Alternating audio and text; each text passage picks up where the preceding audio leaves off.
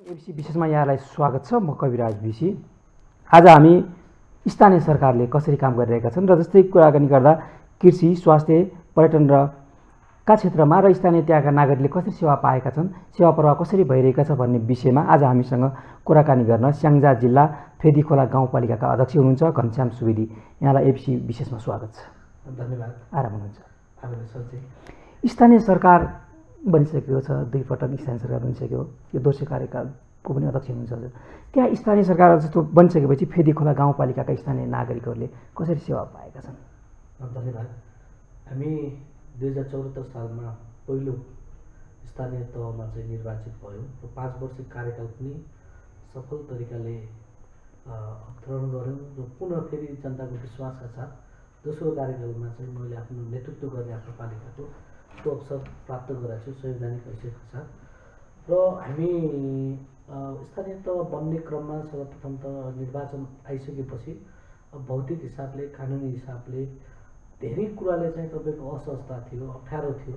त्यसको एउटा संरचनागत सुधारहरू गर्दै अहिले स्थानीय सरकारले पहिलो कार्यकालमा आफ्नो प्राथमिकतामा अगाडि बढाएका योजनाहरूलाई नै यो दोस्रो कार्यकालमा हामीले त्यसलाई क्रमागत हिसाबले अगाडि बढाउने सोचका साथ र केही नयाँ योजनाहरूलाई थप्ने गरी अगाडि आइरहेका छौँ। मुख्य हाम्रो स्याङ्जाको फेदीखोला गाउँपालिकाले जनताको सेवा प्रवाहको अलि बढी प्राथमिकता त्यहाँनिर छ भने अर्को मेजर प्राथमिकता भनेको अहिले हामी शिक्षा, त्यसपछि कृषि, त्यसपछि स्वास्थ्य, पर्यटन, हामीले यस्तै मेजर प्रायोरिटीहरू राखेर आफ्नो पालिकाको समग्र क्षेत्रको विकासको क्रमलाई अगाडि बढाइरहेका छौँ। जस्तो फेदीखोला गाउँपालिकामा यहाँले पहिलो कार्यकालमा एउटा फाउन्डेसन तयारी गर्नुभयो शिक्षा, स्वास्थ्य, पर्यटन यिनीहरूको विकासको लागि त्यो गाउँपालिकाको, र अहिले दोस्रो कार्यकालमा त्यसलाई तपाईँले मूर्त रूप दिन सुरु गर्नुभएको छ। र कृषिको सम्भावना के छ त्यो पालिका? हाम्रो पालिकामा कृषिमा धेरै सम्भावना बोकेको पालिका हो। समग्र हाम्रो गाउँपालिकाको कृषिको चाहिँ हामी पहिलो कार्यकालमै महत्त्वपूर्ण कार्यक्रमहरू हामीले लन्च गरेका छौँ र त्यसलाई कन्टिन्यू पनि गरिरहेका छौँ। र हामीले मुख्य गरी हाम्रो गाउँपालिकाको कृषिको आवधिक योजना र 20 वर्ष रणनीतिक गृह योजना निर्माण गरेका छौँ। त्यस अन्तर्गत हामीले कृषिलाई मुख्य गरी किसानको उत्पादनमा आधारित अनुदानको कार्यक्रम हामी 2075 सालबाट सुरुवात गऱ्यौँ। किसानले उत्पादित गरेको वस्तुहरू चाहिँ हाम्रो 5वटा सङ्कलन केन्द्रहरू सहकारीहरू छ। त्यो सहकारी थ्रु चाहिँ तपाईँको किसानले चाहिँ सामग्री दिन्छ र सहकारी मार्फत तपाईँको 15% नगद अनुदान दिने व्यवस्था हाम्रो पालिकाले गरेको छ। र देशमा पहिलोपटक न्यूनतम समर्थन मूल्यको कार्यान्वयन गर्ने देशभरिको एउटा पहिलो स्थानीय सरकार हो। हामी न्यूनतम समर्थन मूल्य 26वटा तरकारीजन्य बालीहरूमा किसानले उत्पादित भएका वस्तुहरू चाहिँ खरिद गरिदिने त्यसको जिम्मा हामी लिएका छौँ। कसैको तपाईँको 1 किलो तरकारी खेर जाने अवस्था हाम्रो पालिकामा छैन, त्यसको ग्यारेन्टी गरेका छौँ। र अर्को महत्त्वपूर्ण किसानको उत्पादित वस्तुलाई चाहिँ घर दैलोबाट नै बोकिदिने कृषि एम्बुलेन्सको सुरुवात हामी कोभिडभन्दा अगाडि त्यो टर्मोलोजी त्यो प्रयोग गरेर हामीले अहिले गाउँपालिकाले एउटा सहकारीबाट अपरेटिङ गर्ने गरी कृषि एम्बुलेन्सको व्यवस्था छ। बाँझो खेतबारीलाई उपयोग गर्ने किसानहरूलाई प्रोत्साहनको कार्यक्रम छ। र हाम्रो चाहिँ गाउँपालिकाले कृषिजन्य अहिले निर्यात गरिरहेको थियो ताकि हामी निर्वाचित भएर जाँदाखेरि पहिला आयातित तरकारीहरू हामी बाहिरबाटै ल्याउँथ्यौँ, अनि मासुजन्य निर्यातहरू अहिले बढी भइरहेको छ। दुग्धजन्य उत्पादनमा हामी पूर्ण रूपले आत्मनिर्भर छौँ, निर्यात हुन्छ। यो खालको संरचनागत हिसाबले अहिले हाम्रो पालिकाले कृषिलाई मुख्य गरी अहिले जग्गा वर्गीकरणको अन्तिम चरणमा छौँ। 10वटा सेक्टरमा हामी जग्गा विभाजन गर्दैछौँ र तपाईँको भू उपयोग योजनाबाट हामीले भूमि ब्याङ्क बनाएर तपाईँको कृषि क्षेत्रका उत्पादित जुन बाजा खेतबारीहरू छन् त्यसलाई भूमि ब्याङ्क मार्फत कार्यक्रम अगाडि बढाउने भनेर अहिले हामी स्थानीय सरकार त्यसमा काम गरिरहेका छौँ, लागिरहेका छौँ, उत्साहित छौँ। जस्तो स्थानीय त्यहाँका नागरिकहरूलाई कृषि क्षेत्रमा धेरै राम्रो प्रगति गर्नुभएको रहेछ र त्यहाँ शिक्षाको अवस्था पनि अलिकति बढ्दो क्रममा देखेको चाहिँ यहाँ कार्यकालमा भन्ने छ। शिक्षा मेला पनि गर्दै हुनुहुन्छ त्यहाँ केही हप्तापछि। हजुर, के छ यसको तयारी? मुख्य गरी हाम्रो गाउँपालिकाको शिक्षामा चाहिँ हाम्रो मेजर प्रायोरिटी भनेको 3वटा पहललाई हामीले अवलम्बन गरेका छौँ। पहिलो भनेको पूर्वाधारमा विकास, दोस्रो भनेको प्रविधिमा विकास र तेस्रो भनेको हामीले चाहिँ प्रोत्साहन गर्नुपर्छ शिक्षकहरूलाई।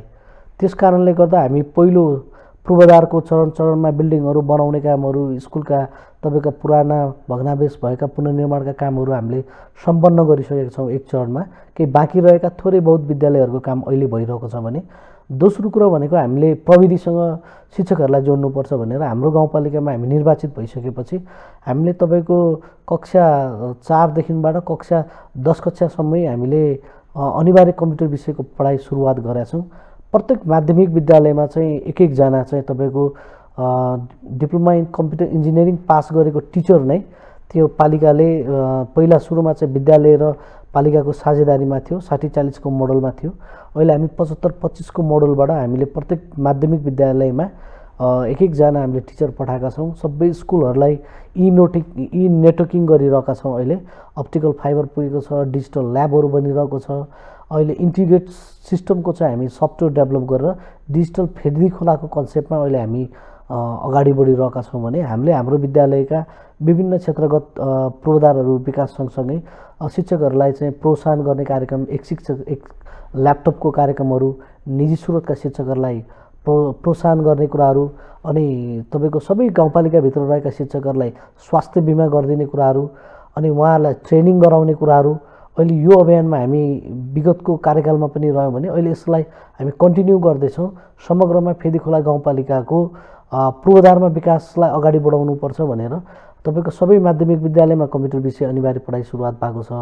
अब त्यसबाट एससी पास आउट भएको विद्यार्थीलाई हामीले सिटिबिटीको डिप्लोमा इन कम्प्युटर इन्जिनियरिङ तपाईँको 3 वर्ष 6 सेमेस्टरमा पढाइ हुने त्यो 11-12मा चाहिँ त्यो विषयमा चाहिँ हामीले पूर्वाधार विषय यो तपाईँको प्राविधिक विषयको पढाइ सुरुवात गरेका छौँ। साइन्सको अहिले सुरुवात गरेका छौँ। यो वर्षदेखि सुरु गर्नुभयो कि होइन, हाम्रो अहिले पास आउट हुँदैछ, 3 वर्ष भइसक्यो। हजुर, अहिले हाम्रो फर्स्ट इयरको विद्यार्थीहरू अहिले पास आउट हुँदैछ र त्यो पास आउट भएका विद्यार्थीहरूलाई प्राविधिक शिक्षा पनि पढाइ हजुर त्यो चाहिँ हुँदैछ भने समग्र हाम्रो फेदीखोला गाउँपालिकाको ओभरअल शिक्षाको पोलिसी के हुनसक्छ, हामीले बनाएको 20 वर्ष गुरु योजनामा अहिले हामीले अघिल्लो कार्यकालमा कस्तो काम गऱ्यौँ, हाम्रा के डिफेक्टहरू रहे, के पोजिटिभ पक्षहरू रहे, अब चाहिँ के गर्न सकिन्छ अहिले बदलिदो यो अवस्थामा, त्यसको लागि चाहिँ हामीले एउटा बृहत शैक्षिक सम्मेलन, फेदीखोला बृहत शैक्षिक सम्मेलन जेठको 5 गतेदेखिबाट 9 गतेसम्म गर्न गइरहेछौँ।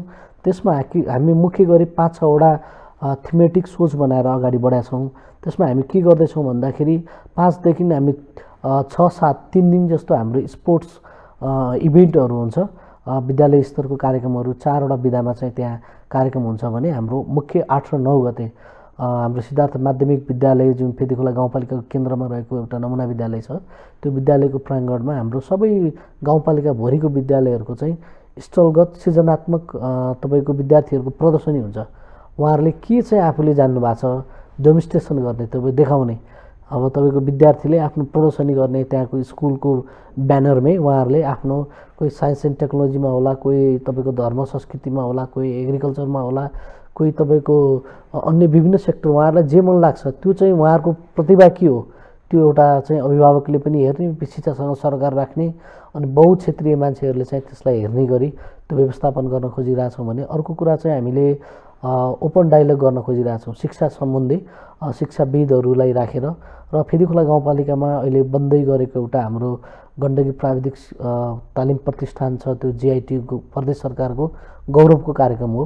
त्यसले हाम्रो पालिकाभित्रका अन्तर्विद्यालयहरूसँग सर्ट टर्म कोर्समा लङ टर्म कोर्सहरू के सम्बन्ध हुनसक्छ त्यो विषयमा चाहिँ हामीले त्यहाँको इडीलाई नै बोलाएर यी कार्यक्रमहरूको बारेमा ब्रिफिङ गर्ने, बुझाउने, दोहोरो अन्तर्संवाद गर्ने कार्यक्रम पनि हामी जोड्दैछौँ भने हाम्रो प्लानिङ प्रोसेसको कुराहरूमा चाहिँ हामी त्यसमा पनि छलफल गर्छौँ र अन्तर्विद्यालयहरू बिचमा रहेका विद्यार्थीहरू बिचको चाहिँ कला संस्कृति त्यो प्रतियोगितात्मक हिसाबले त्यो एउटा नृत्य प्रतियोगिता पनि गराउने, त्यहाँ पुरस्कृत पनि गर्ने र अभिभावकसँग अहिले विद्यार्थीहरू अहिले एससी दिएर बसिरहेका छन्, 11-12 छन्। अहिले यो बिचमा ब्रिज कोर्सहरू त्यस्तो नहुने अवस्था, पछिल्लो हामी स्थानीय सरकारहरूले पनि त्यसलाई रोकिरहेको अवस्था छ भने उनीहरूलाई करियर काउन्सिलिङका कुराहरू के हुनसक्छ यो विषयमा चाहिँ हामीले व्यापक रूपमा चाहिँ त्यो शैक्षिक प्रदर्शनीमा अथवा हाम्रो त्यो शैक्षिक सम्मेलनबाट एउटा छलफल गर्ने र त्यो छलफलबाट आएका निचोडहरूलाई एउटा डिक्लेरेसनमा जे कुराहरू आउँछ प्रत्येक शिक्षकको चाहिँ हाम्रो विद्यालयको प्रधानाध्यापक र त्यहाँको विद्यालय व्यवस्थापन समितिको अध्यक्षसँग शिक्षा शाखाको प्रमुख र गाउँपालिका अध्यक्ष साइडमा बसेर कार्य सम्पादन करार गरेर अब हामी यो ट्र्याकबाट हिजोको बेस्ट एक्सर्साइजहरू र बेस्ट प्र्याक्टिसहरू यसलाई क्यारी गर्ने, अब नयाँ कुराहरू यसरी लैजाने भनेर हामी यो नयाँ सोचका साथ अहिले हामी यो स्थानीय तहमा बिल्कुलै नयाँ ढङ्गबाट यो एउटा शैक्षिक सम्मेलन गर्न खोजिरहेको हो। यो शैक्षिक सम्मेलनले बालबालिकाको सिकाइदेखि लगेर अभिभावकहरूलाई बालबालिकालाई के दिन सकिन्छ, कसरी उनीहरूलाई शिक्षामा अभिप्रेरित गर्न सकिन्छ भन्ने उद्देश्य लिएर र गाउँपालिकालाई समग्र गाउँपालिकालाई नै शिक्षाको हब बनाउने हिसाबले यहाँले लागिरहनु भएको रहेछ। जस्तो शिक्षाको क्षेत्रमा यस्तो फड्को मारिँदै गर्दा जस्तो स्वास्थ्यको अवस्था पनि त त्यहाँ निकै कोभिड कार्यकाल यहाँको कार्यकालमा कोभिड पनि अहिले स्वास्थ्यको अवस्था के छ? फेदीखोला गाउँपालिकाको हकमा के छ भने हामीसँग ओभरअल अहिले हामीले हाम्रो प्रत्येक गाउँपालिकाको सबै घरधुरीको स्वास्थ्य प्रोफाइल निर्माण भएको छ। प्रत्येक व्यक्तिको चाहिँ हामीसँग रेकर्ड छ, स्वास्थ्यको प्रोफाइल अहिले हामीले बनाइरहेका छौँ। घरधुरीमै गएर हाम्रो चाहिँ तपाईँको त्यो म्यानुअली होइन डिजिटल सर्वे गरेर एउटा रेकर्डहरू तयार भएको छ। र अर्को कुरा भनेको हामीले मुख्य गरी तपाईँको बालक, वृद्ध, युवा र गर्भवती महिलाहरूलाई लक्षित गरी हाम्रो मेजर कार्यक्रमहरू त्यहाँ फोकस छ। र मुख्य गरी हामीले ज्येष्ठ नागरिक स्वास्थ्य सिआर मेरो अघिल्लो कार्यकालमा म निर्वाचित भएर पहिलोचोटि नै लन्च गरेको प्रोग्रामै ज्येष्ठ नागरिक स्वास्थ्य सिआर कार्यक्रम हो। 60 वर्षभन्दा माथि पुगेका लगभग 1824जनाभन्दा बढी बुवा आमाहरू हुनुहुन्छ। उहाँहरूको महिनाको 5 दिन जस्तो घर दैलोमै पुगेर तपाईँको उहाँहरूको बिपी चेक गरिदिने, उहाँहरूलाई कस्तो अवस्था छ काउन्सिलिङ गरिदिने, अनि हाम्रो पालिकाले दिने औषधिहरू निःशुल्क दिने औषधिहरू पनि उहाँहरूलाई त्यहीँ पुगेर दिने व्यवस्था हामीले गरिरहेको अवस्था छ। त्यसमा के हुँदो रहेछ भने अहिले गाउँतिर दुःखद अवस्था छ। अब छोराहरू चाहिँ तपाईँको कि विदेशतिर हुनुहुन्छ कि तपाईँको बजारतिर आफ्नो कमाउनको निम्ति जागिर व्यवसायको निम्ति बाहिर हुनुहुन्छ। त्यो सँगसँगै बुहारीहरू पनि तल झरिराख्नु भएको छ। गाउँमा चाहिँ त्यो बुढो थोत्रो घरहरू चाहिँ बुवा आमाहरूले कुरेर बसिराख्नु भएको छ। कुनै घरमा चाहिँ आमा हुनुहुन्छ, कुनै घरमा बुवा मात्रै हुनुहुन्छ। त्यो हाम्रो यो स्थानीय सरकारले महिनाको चाहिँ एकचोटि पुगिदिएर आमा बुवा सन्चै हुनुहुन्छ के छ भनेर उहाँको स्वास्थ्य अवस्था चेक गरिरहँदाखेरि त्यो भोलि हुने दुर्घटना त्यो रिस्कबाट पनि उहाँहरूलाई बचाउन सकिने धेरै त्यस्ता खालका उदाहरणहरू हामीले भोगिरहेका छौँ। र प्रत्येक आमा बुवाहरूको चाहिँ मन्थली चाहिँ रेकर्ड किपिङ गरेर अनि हामीले कतिपय ठाउँहरूमा एकदम समस्या भएकोहरूलाई हस्पिटल रिफर गर्ने, सहयोग गर्ने, जो तपाईँको आर्थिक अवस्था कमजोर भएको मान्छेहरू हुन्छ उहाँलाई हाम्रो चाहिँ सामाजिक सहायता कोष अन्तर्गतबाट हाम्रो पालिकाले उपचारमा सहयोग गरिरहेका हुन्छौँ। र हामी प्रत्येक वर्षको चाहिँ एकचोटि चाहिँ हामी प्रत्येक वार्डमै उहाँको नजिक पुगेर चाहिँ एउटा स्वास्थ्य सिआर अथवा तपाईँको यो हाम्रो स्वास्थ्य शिविरहरू सञ्चालन गरिरहेछौँ। त्यो शिविर भनेको एउटा ल्याबसहितको शिविर हुन्छ, विशेषज्ञ डक्टरहरूसहितको शिविर हुन्छ र उहाँहरूको सबै स्वास्थ्यको चाहिँ अवस्था हेरिसकेपछि अहिले धन्य धेरै मान्छेहरूको यो अहिले लगातार हामीले गर्न लागेको कोभिडमा 1 वर्ष रोकियो, न त 4 वर्ष हामीले कन्टिन्यू गऱ्यौँ, अहिले यो अहिले 5औँ वर्षमा हामीले गरिरहेछौँ। प्रत्येक अस्ति मलाई केही छैन ठिक छ भनेर आउने 224जना ऱ्यान्डमली चेकअप गर्दाखेरि हाम्रो पालिकामा तपाईँको यो चाहिँ मधुमेहको बिरामीहरू फेला पारियो। तपाईँको 6जनालाई चाहिँ तपाईँको पाठेघरको क्यान्सर भएको अवस्था फेला पारियो। अनि तपाईँको मुटु रोगको समस्या भएकोहरूलाई, तपाईँको मृगौलाको समस्या देखिएकाहरूलाई, आँखा सम्बन्धी समस्या भएकाहरू, मोतीबिन्दुहरू, जलबिन्दु भएकाहरूलाई उहाँलाई चाहिँ तपाईँको उपचार गर्नको निम्ति गाउँपालिकाले पहिला केस फाइन्डिङ भयो र उपचारको निम्ति हामीले प्रेषित पनि गरिरहेछौँ सम्बन्धित अस्पतालहरूमा। कुनैलाई निःशुल्क गर्ने, कुनैलाई चाहिँ सशुल्क हिसाबले कसरी सहयोग गर्न सकिन्छ भनेर यस्तो काम जनताप्रति प्रत्यक्ष लाभान्वित हुने गरेर हामी यो शिविर मार्फत पनि काम गरिरहेछौँ। भने अर्को चाहिँ गर्भवती महिलाहरूको चाहिँ फर्स्ट उहाँहरू चाहिँ प्रेग्नेन्ट भइसकेपछि बच्चा नजन्मिनसम्मको अवस्थालाई मेडिक मोबाइल केयर सिस्टम भन्ने हामीले सुरुवात गरेका छौँ विगत 4 वर्षदेखिबाट। जो चाहिँ तपाईँको पहिलोपटक उहाँ चाहिँ गर्भवती भइसकेपछि उहाँ बच्चा नजन्मिलसम्म मन्थली उहाँ स्वास्थ्य चौकीमा अथवा हाम्रो हेल्थ केयरमा चाहिँ पुगेर उहाँहरूले चेक गर्नुपर्छ। त्यो महिला स्वास्थ्य स्वयंसेविकाहरूलाई एउटा मोबाइल हामीले उपलब्ध गराएको छौँ। महिनाको 100 रुपियाँ हामी चाहिँ रिचार्ज कार्ड दिन्छौँ प्रत्येकलाई। उहाँको चाहिँ कोड हुन्छ, उहाँको त प्रेग्नेन्ट भइसकेपछि एउटा मोबाइलमा कोड आउँछ अनि उहाँलाई चाहिँ तपाईँको त्यो स्वास्थ्यमा फलोअप गर्नुभयो कि नै, स्वास्थ्य चौकीमा जानुभयो कि नै, यदि नजाँदाको तपाईँको 1 दिनमा स्वास्थ्य शाखाको प्रमुखलाई त्यसको म्यासेज जान्छ अनि स्वास्थ्य शाखाको प्रमुखले पनि फोन गरेर उहाँ पुग्नु भएन भने गाउँपालिका प्रमुखसम्म आउँछ, हामीले पनि क्यारी गर्छौँ। कोभिडमा यति धेरै यसलाई व्यवस्थित गर्न सकियो भने को सुत्केरी हुँदैछ, कुन हस्पिटल व्यवस्थापन गर्ने, यसलाई यति धेरै राम्रोसँग व्यवस्थापन गर्न सक्यो।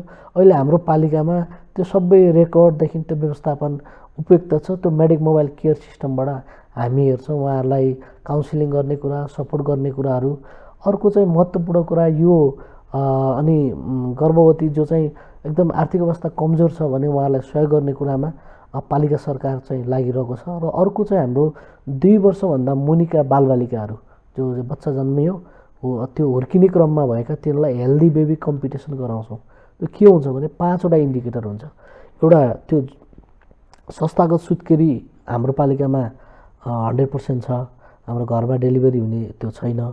हामीले चाहिँ अब तपाईँको पोखरा नजिक भएको हुनाले नै धेरै जस्तोले पोखराको बढी हस्पिटल प्रयोग गर्नुहुन्छ भने बर्थिङ सेन्टरहरूमा अलिक कम प्रयोग गर्नुहुन्छ पालिकामा छ। र तपाईँको संस्थागत सुत्केरीलाई एउटा आधार मान्छ। अर्को चाहिँ पोषणलाई आधार मान्छौँ। अर्को चाहिँ तपाईँको खोपको अवस्था के छ, तौलको अवस्था के छ र अनि आमा बुवाको केयर, यदि 5वटा इन्डिकेटर बनाएर 2 वर्षभन्दा मुनिका त्यो 1 वर्षमा जन्मेका बालबालिकाहरूलाई हामी असार मसान्तभित्रमा उहाँहरूको सबैको रेकर्ड हुन्छ, खोप लगाउन आएको कार्डै हुन्छ। त्यो कार्डको आधारमा अनि पुरस्कृत गर्छौँ हामी, पहिलो, दोस्रो, तेस्रो र सहभागी सबैलाई समेत पुरस्कृत गरेर यसरी पालिकाले त्यो 2 वर्षभन्दा मुनिका बालबालिकाहरू बिचमा यो हेल्दी कम्पिटिसन गराउने एकदम फरक कार्यक्रम हामीले विगत 4 वर्षदेखिबाट यो कन्टिन्यू गर्दै आएका छौँ। यो प्रोग्रामले हामीलाई अत्यन्त मलाई सन्तुष्ट। अब राजनीतिमा त बाटो यति किलोमिटर पिच गऱ्यो, यति भवन बनायो भने झ्याप्प देखिने भयो, तर यो क्षेत्रमा गरेको लगानी चाहिँ यो भोलि लङ टर्मको हिसाबले एउटा असल र भोलि एउटा राम्रो नागरिक, स्वस्थ नागरिक बनाउने अभियानमा हामी लागिरहेका छौँ। जस्तो यस्तो जिम्मेवारीमा पदमा हुनुहुन्छ अहिले त्यो पालिकाको स्थानीय सरकारको हजुर प्रमुखमा हुनुहुन्छ, यति राम्रो कन्सेप्टहरू छ, यो लागू पनि गर्नुभएको छ। जस्तो यो तपाईँ लागू गर्दै गर्दा त्यहाँ अहिले भौतिक संरचना पनि पालिकाको राम्रै होला। हजुर तर जनशक्ति अहिले जुनसुकै गाउँपालिका पनि जनशक्ति कमी छ, जनशक्ति प्राप्त भएन। स्थानीय सरकारलाई केन्द्र सरकारले दिनुपर्ने जुन कानुन थियो, कानुन परिपालन गर्न पनि स्थानीय सरकार, प्रदेश सरकार रोकिरहेको छ। स्थानीय सरकारलाई भन्ने चाहिँ के छ? यस्तो छ, यो कार्य विस्तृतीकरणमा स्पष्ट रूपमा स्थानीय सरकारको एकल अधिकार खुलाएरै हामी संविधानले प्राप्त गरेको स्थानीय सरकार सञ्चालन ऐनले दिएका कुराहरू हामीसँग छन्। तर त्यो किसिमको स्रोत र साधनको अनि मेन पावरको चाहिँ हामीसँग कमी अवश्य नै छ। त्यही माथि पनि गाउँपालिकाहरू हिजो तपाईँको सामान्य गाविस भएकाहरू त्यहाँ संरचनात्मक हिसाबले पनि विकट रहेका ठाउँहरू अप्ठ्यारो थियो। तर अहिले हामीले देखिरहेको कुराहरू जस्तै अहिले मानौँ हाम्रो पालिकाहरूमा 15 शय्याको हस्पिटल बन्दैछ, तर त्यो 15 शय्या हस्पिटलको तपाईँको भोलि सञ्चालनको लागि अब त्यसको प्रमुखको रूपमा चाहिँ अब तपाईँ MBBS डक्टरहरू चाहियो, त्यसमा राम्रोसँग दक्ष हाम्रा तपाईँको मेडिकल सेक्टरका मान्छेहरू चाहियो। त्यस्तो खालको चाहिँ त्यो चाहिँ ल्याक्छ। त्यो दरबन्दीगत हिसाबले पनि त्यसले कसले बोल्ने त, पालिका आफैले त्यत्रो हायर गरेर चलाउने अवस्था पनि छैन।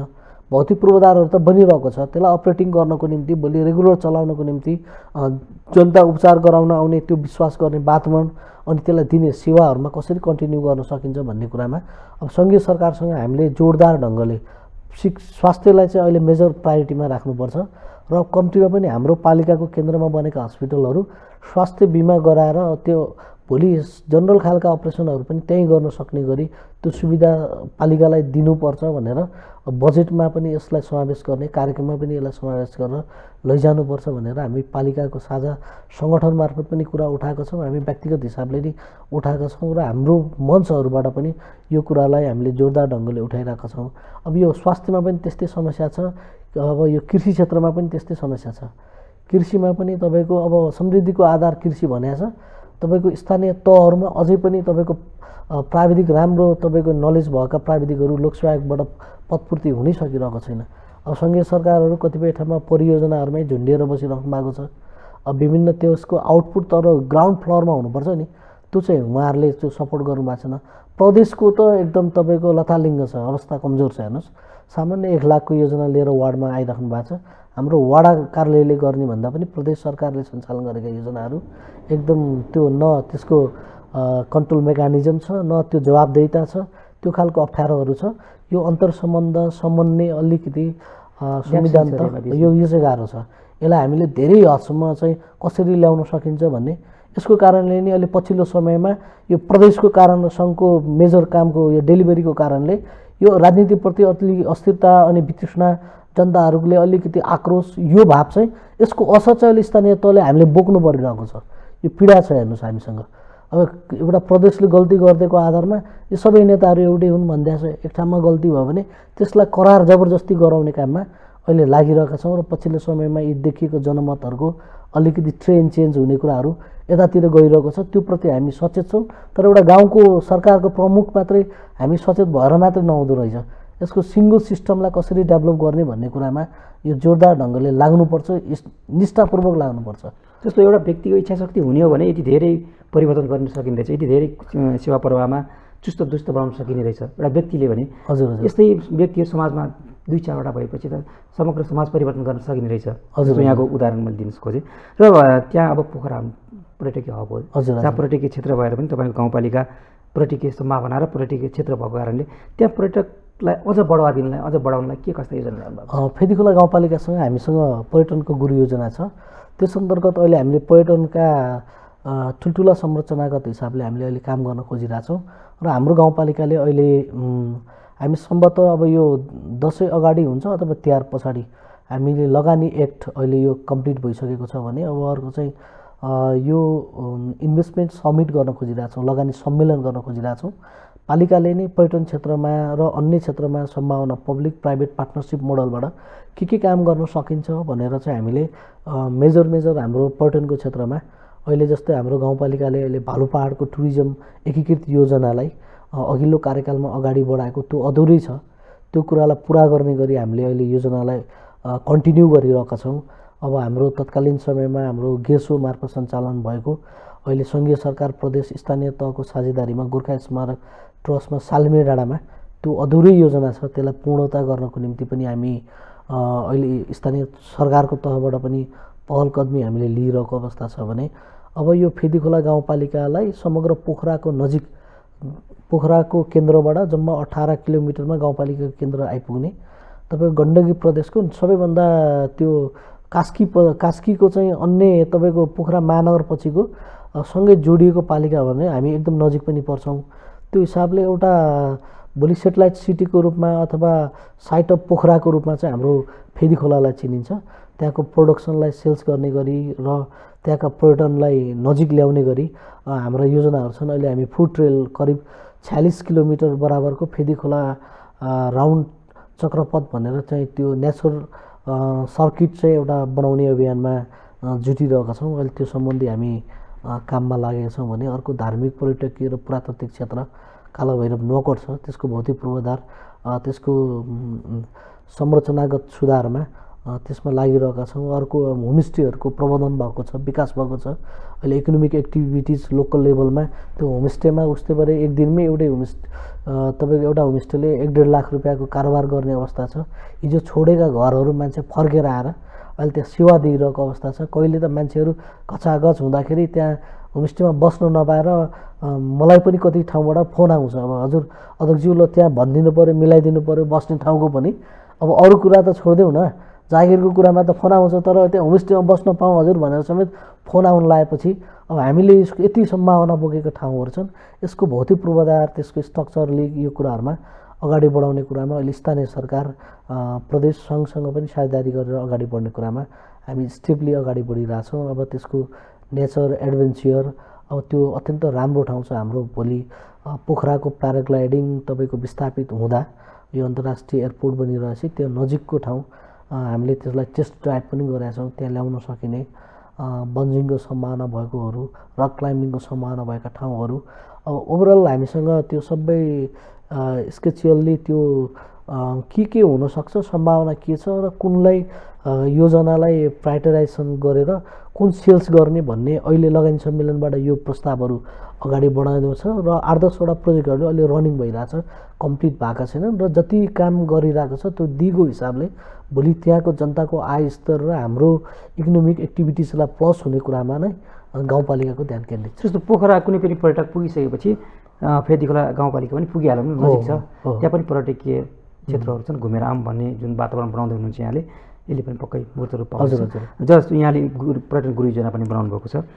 जस्तो त्यहाँका युवा युवतीहरू पछिल्लो समय यो समग्र देशको हेर्ने हो भने पनि विदेश पलायन हुने क्रम बढेको छ। त्यहाँ भएका युवा युवतीलाई त्यही स्वरोजगार बनाउनलाई के कस्ता योजना बनाउनु? धन्यवाद। हाम्रो फेरि अलिकति कस्तो त्यसको ऐतिहासिक र हाम्रो भूगोलको अवस्था कस्तो छ भने अब अलिकति पछिल्लो समयमा त्यो लाउरेहरूको नि बढी बस्ती भएको ठाउँ, हिजोदेखि नै पनि वैदेशिक रोजगारमा अलि बढी नै च्यापिएको ठाउँ, त्यसको कारणले त्यसको त्यो तपाईँको जाँदो रहेछ त्यो हिजो पुस्तादेखिको अब फेरि विदेशमै जाने भन्ने खालका कुराहरू पनि आउँदो रहेछ। तर अहिले पछिल्लो समयमा हामीले युवाहरूलाई नै त्यही स्वरोजगार सिर्जना गर्नको निम्ति धेरै खालका कार्यक्रमहरू अगाडि बढाइरहेछौँ। युवा उद्यम कार्यक्रम छ, त्यो बिना ब्याज बिना धित एउटा युवाहरूको समूह मिलेर के काम गर्न चाहनुहुन्छ भने हामी 5 लाख रुपियाँ, त्यो चाहिँ अनुदान भनेर 100% अनुदान होइन, त्यो सुरुको वर्ष लगानी गरिदिन्छौँ। दोस्रो वर्षबाट उहाँहरूले इन्कमको बेसमा 10%, तेस्रो वर्ष 20% गर्दै अन्तिम वर्षमा 5 लाख चाहिँ त्यो घुम्ती कोषमा फिर्ता गर्नुपर्छ।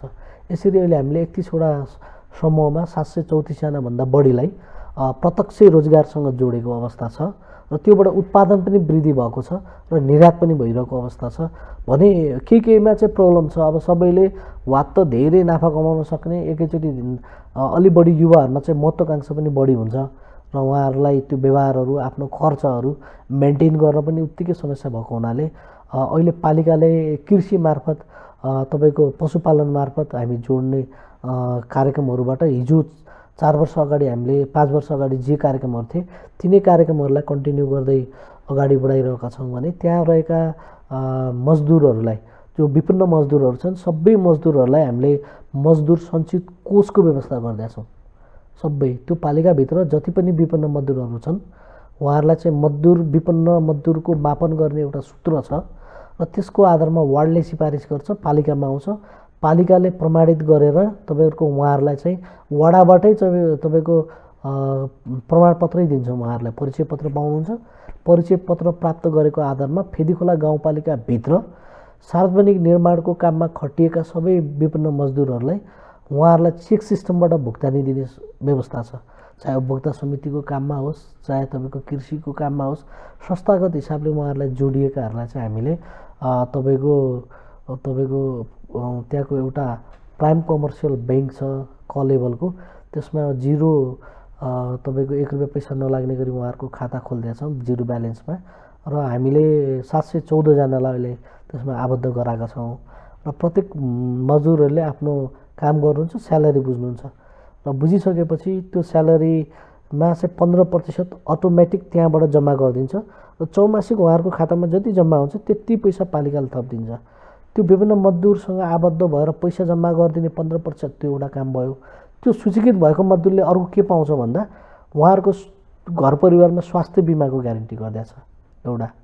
अनि त्यो सूचीकृत भएको मजदुरहरूको छोराछोरीले प्राविधिक विषय पढ्न चाहनुहुन्छ भने उहाँहरूकोलाई चाहिँ हामीले फेरि स्कलरसिपको व्यवस्था गर्दैछ पालिकाले। र अनि फेरि यस्तै खालका विपदहरू, अप्ठ्याराहरू, सहयोग सहायताहरू गर्ने ठाउँमा विपन्न मजदुर प्राप्त गरेको जसले कार्ड लिनुभएको छ त्यो चाहिँ हाम्रो मेजर प्रायोरिटीमा हुन्छ। हिजो कोभिडको बेलामा तपाईँको हातमा चाहिँ ठुल्ठुला सिक्री, घाँटीमा सिक्री लाउने मान्छे पनि लाइनमा माग्न आएर हैरान गर्थ्यो भने अहिले एउटा क्राइटेरिया भनेको छ विपन्न मजदुर भनेपछि कार्ड प्राप्त गरेको उहाँहरू मात्रै आउनुहुन्छ। यो गाउँपालिकाले सिफारिस गरेको एकदम गाउँपालिकाले कसैले किनकि त्योभित्र आबद्ध होला भन्ने छैन, मिसयुज हुँदैन। यो खालको कार्यक्रम न त कसैलाई विवाद हुन्छ, त्यो एकदम फर्मुलाभित्र कार्यविधि बनाएर सिस्टमभित्र अहिले यो प्र्याक्टिस गरेको 3 वर्ष भइसक्यो। एउटा मजदुरको खाता मैले 1,14,000सम्म जम्मा भएको थियो अस्ति मैले बुझ्दा। अनि त्यो निकाल्न पनि पाउनुहुन्छ उहाँहरूले, 5वटा आधारले निकाल्न पाउनुहुन्छ। एउटा विपदमा निकाल्न पाउनुहुन्छ, अर्को चाहिँ उहाँहरूले व्यवसाय गर्न चाहनुभयो भने निकाल्न पाउनुहुन्छ, अर्को चाहिँ उहाँहरूले आफ्नो छोराछोरीलाई कुनै विषय नयाँ पढाउन, प्राविधिक विषयमा हो अथवा यहाँबाट अर्को विषयमा पढाउनलाई थोरै पैसा त्यहाँबाट लैजान्छु भने पनि पाउनुभयो, अथवा घरमा कुनै खालको अब दुर्घटना अथवा तपाईँको स्वास्थ्यमा प्रतिकूल असर हुने कुरा त्यो हस्पिटलले प्रमाणित गरेको आधारमा त्यसरी निकाल्न पाउनुहुन्छ। यदि त्यो नागरिक त्यहाँबाट छोडेर बाहिरै अन्य बसाइसराई गर्छ भने त्यो पैसा पुरै निकाल्न पाउनुहुन्छ। यो 5वटालाई आधार बनाएर 18 देखि 59 वर्षभित्रको तपाईँको फेदीखोले गाउँपालिकाको विपन्न मजदुरलाई मजदुर सञ्चित कोषको व्यवस्था गर्दैछौँ।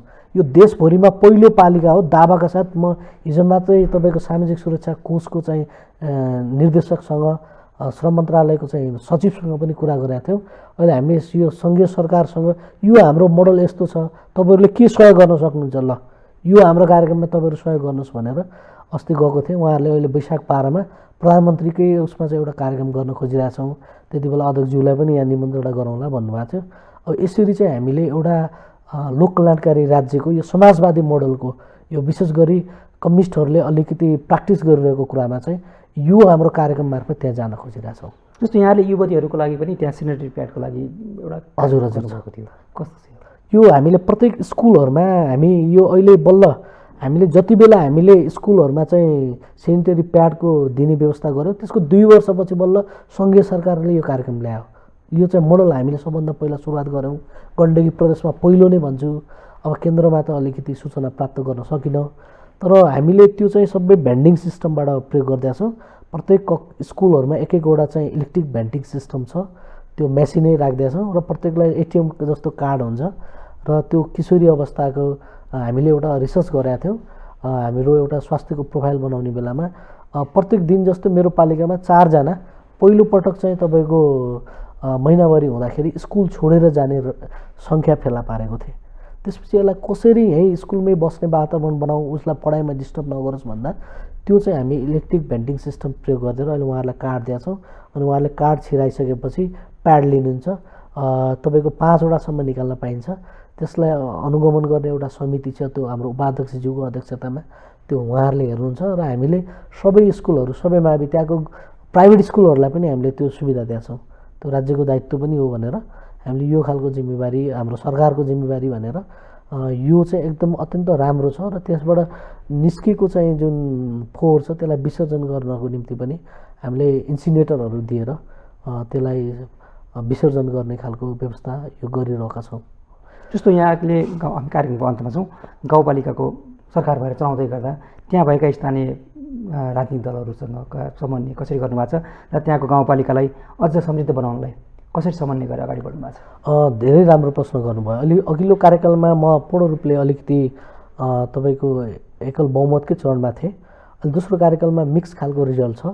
त्यसले कतिपय ठाउँमा हामीले हाम्रै जनप्रतिनिधि साथीहरूलाई यो बुझाउन नसक्दा अथवा कतिपय पनि उहाँहरूलाई पनि बाध्यता दलगत हिसाबमा कहिलेकाहीँ अब हुन्छ नि, विभिन्न आइडियोलोजीहरू छ।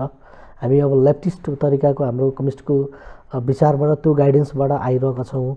अब कतिपय हाम्रो दार्शनिक हिसाबले हामी त्यो फिलोसफीभित्र अगाडि बढिरहेको हुन्छौँ भने अर्को फरक तरिकाका कुराहरू पनि आउँछन्। ती सबैलाई समन्वय गर्दै अगाडि बढ्नुपर्छ। केही समय अलिकति अप्ठ्याराहरू पनि थिए। अहिले यसलाई हामी अन्तर्क्रिया छलफल गरेर नै चित्त नबुझेका कुराहरू ओपन बहस छलफल गरेर र एउटा ओभरअल सिस्टमबाट नै हामी काम गर्नलाई प्रयत्न छौँ। र अब कसैलाई चाहिँ तपाईँको प्रश्न गरिरहने ठाउँ नरहोस् र ताकि जनताहरूप्रति नैराश्यता नहोस्। केही समय त्यस्तो कुराहरू निर्वाचित भएर आइसकेपछि 2-3 महिनामा त्यस्ता ट्रेनहरू 1-2 वटा इक्जाम्पलहरू आएका थिए। त्यसलाई अहिले हामीले समाधान गर्दै गर्दै विषय टुङ्गाउँदै अब यो अघिल्लो कार्यक्रमहरूसँग अहिले यसलाई पनि नयाँ कार्यक्रमहरू उहाँहरूको पनि के छ यसलाई म्याचअप गरेर अहिले चाहिँ मैले नेतृत्व गरिरहेको छु। अहिले चाहिँ कस्तो छ भने हाम्रो समाज पनि अलिकति पछिल्लो समय राजनीति पनि अस्थिरता रह्यो, समाजमा पनि एक खालको अलिकति अराजकता खालका गतिविधिहरू देखिया छन्। हेर्नुहोस्, अब तपाईँले तपाईँको विरुद्धमा कसैले के बोलिदियो भने पनि त्यसलाई अहिले विभिन्न सोसल साइटहरूबाट इस्युजहरू बनाइदिने आउने, अब कुनै त प्रमाणित हुनु पनि परेन। यी यस्ता खालका कुराहरू चाहिँ आएका छन्। त कतिपय सत्यता पनि छन्, कतिपय असत्य कुराहरूले जबरजस्त करार गर्ने कुराहरू पनि आइरहेका हुन्छन्। त्यस कारणले गर्दाखेरि हामीले पोलिटिकल पार्टिजहरू, अझै मेजर पोलिटिकल पार्टिजहरूले त यो कुराहरूलाई समन्वय गर्न सकेनौँ भने वैकल्पिक शक्तिहरू भोलि हाबी हुँदै जाँदा यसका कुराहरू चाहिँ नराम्रो हुन्छ भन्ने मलाई लागेको छ। र त्यसकारण मैले हदैसम्मको समन्वयको योजनामा लागिरहेको छु। हस्, कार्यक्रमको अन्त हामी अहिले जुन यहाँ एउटा पार्टीबाट कुनै दलबाट निर्वाचित हुनुभएको थियो र अब युवा पुस्ता पनि यो राजनीतिप्रति अलिकति आस्था राखेका छन्, राजनीतिमा आउन खोजिरहेका छन्। यो आउने युवा पुस्ताहरूलाई के भन्न चाहनुहुन्छ? म त के भन्न चाहन्छु भने हामी युवा साथीहरू आउनुपर्छ। युवा भनेको एउटा इनोभेसन हो, सिर्जना हो, जो चाहिँ सम्भावनाको खोजी गर्छ र त्यसलाई परीक्षण पनि गर्छ र त्यसको ट्याक्टफुल्ली के हो राम्रो के नराम्रो छुट्याउँछ र युवामा त्यति धेरै लोभ पनि हुँदैन र र उसले गर्छु भन्ने आफ्नो समाजप्रति यो उमेर समूहमा आएको हामी जो विद्यार्थी आन्दोलनबाट आयौँ र त्यो हामीले सोचेका उद्देश्यलाई कार्यान्वयन गर्नको निम्ति आँखा चिम्लेर निस्कने तरिकाले लागेछौँ। यो हिसाबले हामी आउनुपर्छ। हरेक ठाउँमा युवाको जबरजस्ती हस्तक्षेप हुन आवश्यक छ। तब मात्र समाजले केही नयाँ कुराहरू र केही कायापलट हुन्छ भन्ने मलाई त्यो अपेक्षा छ। म त्यो सम्बन्धी तमाम हाम्रो युवा साथीहरूलाई यो राजनीतिमा हामी यो पोलिटिक्सलाई डटी गेम भन्ने होइन, हामी पोलिटिक्स भित्रै छिर्ने हो। त्यहाँ भएका नराम्रो कुरा हामीले किनारा लाउने हो र राम्रो कुरालाई स्थापित गर्ने हो। हस्, धन्यवाद।